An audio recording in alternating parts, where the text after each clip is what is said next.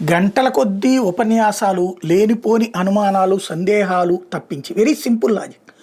పాకిస్తాన్ గెలిచింది, భారత్ ఓడింది అనుకుందాం. పాకిస్తాన్ యుద్ధం ఆపుతుందా? భారతదేశాన్ని ఆక్రమించుకోదా? భారతదేశంలోని ప్రదేశాలు ఆక్రమించుకోదా? కామన్ సెన్స్తో ఆలోచిస్తే పాకిస్తాన్ గెలిస్తే ఆగుతుందా యుద్ధం?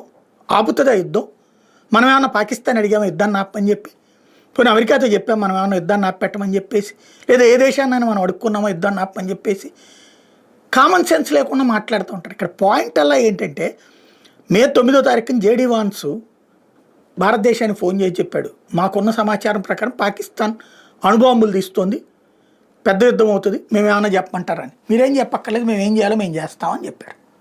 ఆ వెంటనే భారత యుద్ధ విమానాలు పరిగెత్తినాయి, ఎయిర్ బేస్లు అన్నీ కొట్టినాయి. అణుబాంబు తీయడానికి అణుస్థావరం ఎక్కడుంది? నూర్ఖాన్ ఎయిర్ బేస్ నుంచి రావాలి, దాన్ని కొట్టింది. అణుస్థావరం ఉన్నటువంటి కైరన్ హిల్స్ ప్రారంభ ప్లేస్ లోపలికి వెళ్ళడానికి అక్కడ కొట్టింది. లోపలికి వెళ్ళే దిక్కు లేదు. ఇంకొక బాంబు వేస్తే, ఇంకొక అటాక్ కనుక భారతదేశం చేస్తే అణుబాంబు వేలి పాకిస్తాన్ మొత్తం బూడిదవుతుంది. దాంతోపాటు మనకు కూడా దరిద్రం, ఎందుకంటే పక్కనే ఉన్నాం కాబట్టి మన దేశం మీద కూడా రేడియేషన్ ఇంపాక్ట్ ఉంటుంది. అట్లాగే అవతల ఉన్న ఆఫ్ఘనిస్తాన్, బంగ్లాదేశ్ అన్ని నాశనం అవుతాయి. ఒక్క అణుబాంబు వేలిందంటే చుట్టుపక్కలంతా. దానికి సాక్ష్యం నాగసాకి, హిరోషిమా. ఇప్పుడు వీళ్ళ దగ్గర ఎన్ని బాంబులు ఉన్నాయో తెలియదు. వేసామంటే ఆ రేడియేషన్ ఎన్ని రోజులు ఏమైపోతుందో తెలియదు. కాబట్టి ముఖం దగ్గర పగలగొట్టి వదిలిపెట్టాం. ఆ విషయం అమెరికాకి తెలియదా? తెలుసు.